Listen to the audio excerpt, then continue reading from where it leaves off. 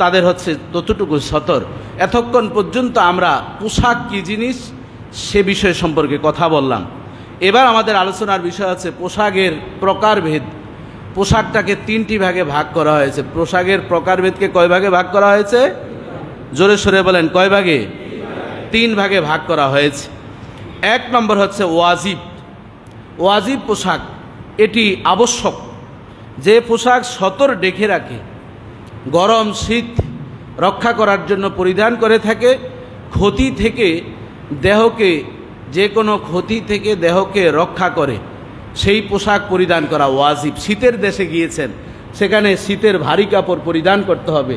গরমকালে একটু সুতি কাপড়, পাতলা কাপড় পরিধান করা, এটা পুরুষের জন্য। নারীদের ক্ষেত্রে তারা সুতি কাপড় ব্যবহার করলেও তাদের যাতে করে কোনো অঙ্গ প্রত্যঙ্গ প্রকাশ না পায় সেই বিষয়টার প্রতি তাদের খেয়াল রাখতে হবে। তাহলে ওয়াজিব পোশাক হচ্ছে তাদের সতর ঢেকে রাখা, গরম শীতে অ্যাপ্রোপ্রিয়েট পোশাক পরিধান করা, এরপর ক্ষতিকর, দেহকে ক্ষতিকর থেকে রক্ষা করার জন্য যে পোশাক পরিধান করা হয় সেটি ওয়াজিব। এবার আসুন দলিল রাসূল সাল্লাল্লাহু আলাইহি ওয়াসাল্লাম থেকে আমরা এবার জানব। রাসূল সাল্লাল্লাহু আলাইহি ওয়াসাল্লাম বর্ণনা করেছেন, যা বাহাজ ইবনে হাকিম তার পিতা, তিনি তার দাদা থেকে বর্ণনা করেন।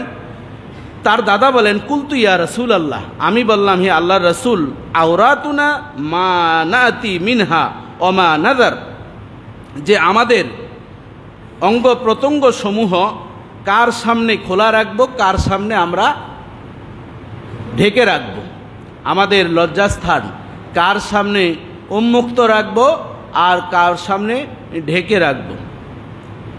ক্বাল আহফাজ আওরাতাকা ইল্লা মিন যাওজাতিকা আও মা মালাকাত ইয়ামিনুকা।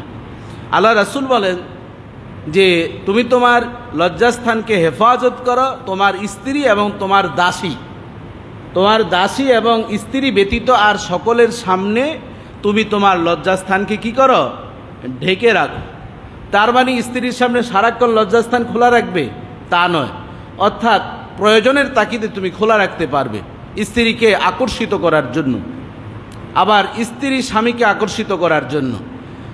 দাসীর বিষয় যেহেতু তখন ছিল সেজন্য সেটি বলা হয়েছে। এখন কাজের মেয়ের সামনে আপনার লজ্জাস্থান খুলে রেখে তাকে আপনি উত্ত্যক্ত করবেন, সেটি কিন্তু হারাম। যেহেতু দাসী প্রথা সেটি মানসুখ হয়েছে, সে বিষয় নিয়ে আমরা আলোচনা করতে চাচ্ছি না। এরপর রাবি বলছেন, ক্বালা কুলতু ইয়া রাসূলাল্লাহ ইযা কানাল কওমু বা'দুহুম ফি বা'দ, হে রাসূল, যদি মানুষের সংখ্যা অনেক বেশি হয় সেখানে কেমন হবে? ঢাকার ব্যবস্থা নেই, খুব পর্দা করার সেই পরিবেশটা নেই। যেমনটি স্কুল কলেজে কোনো শিক্ষক পাঠদানের সময় যেভাবে একটা নারীর, একটা মেয়ের পর্দা ফরজ, তার অঙ্গ প্রত্যঙ্গগুলো ঢেকে রাখা স্কুল ড্রেসের কারণে তাদের বক্ষাদেশ অনেক সময় সেভাবে ঢেকে রাখা সম্ভব হয় না। ওই মুহূর্তে সাহাবী বলছেন, ইয়া রাসূলুল্লাহ, কি করব? ইনিস্তাতা'তা আন লা ইয়ারায়ান্নাহা, যে তোমার যতটুকু সম্ভব ওই মুহূর্তে তোমার চোখকে হেফাজত করা তোমার এটি ঈমানি দায়িত্ব। জোরে জোরে বলেন সুবহানাল্লাহ। এটি আল্লাহ তাআলা বলছেন সূরাতুন নূরে, কুল্লিল মুমিনিনা ইয়াগুদ্দু মিন আবসারিহিম ওয়া ইয়াহফাজু ফুরুজাহুম, ও মুমিনরা তোমরা তোমাদের চক্ষুকে হেফাজত করো, লজ্জাস্থানকে হেফাজত করো। আবার সাথে সাথে নারীদেরকে বলছেন, অকুল্লিল মুমিনাতি ইয়াগুদুদনা মিন আবসারিহিন্না ওয়া ইয়াহফাজনা ফুরুজাহুন্না, হে মুমিনা নারীরা তোমরা তোমাদের চক্ষুকে অবনত করো।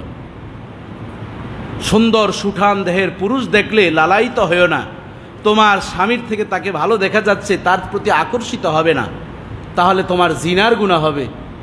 ও পুরুষ, তুমি তোমার স্ত্রীর থেকে আরও ভালো একজন সুদর্শনা, সুনয়না একজন রমণীকে দেখে তুমি যদি মায়েল হও, ঝুঁকে পড়ো, তাহলে ব্যভিচার একটি অঙ্গের মাধ্যমে শুধু জিনা হয় না, মনের জিনা, হাতের জিনা, পায়ের জিনা, যে যে অঙ্গ দিয়ে তাকে ধরতে যায়, ছুঁইতে যায়, উপভোগ করতে চায়, এই যে ওরাল সেক্স বলা হয়, এইভাবে ওরালের মাধ্যমে যা করা হয় সেটিও এক অঙ্গের মাধ্যমে জিনা করলে যেই গুনাহ, এই ওরালভাবে, এই হাওয়ার মাধ্যমে, দিলের মাধ্যমে উন্মুক্তভাবে, এভাবে যদি উন্মুক্ত চিন্তার মাধ্যমে করা হয়, সমপরিমাণ গুনাহ আমাদের আমলনামায় লিপিবদ্ধ হবে। জবান খুলে বলেন নাউজুবিল্লাহ। সম্মানিত সুধী, গভীর মনোযোগ। এজন্য আল্লাহ রাসূল সাজেশন করেছেন যে যতটুকু সম্ভব তুমি তোমার চোখকে কি করো, ওই মুহূর্তে হেফাজত করো। বিয়ের অনুষ্ঠানে গিয়েছেন, এজন্য আমি এই ধরনের উন্মুক্ত বিয়ের অনুষ্ঠানের দাওয়াত বাদ দিয়েছি।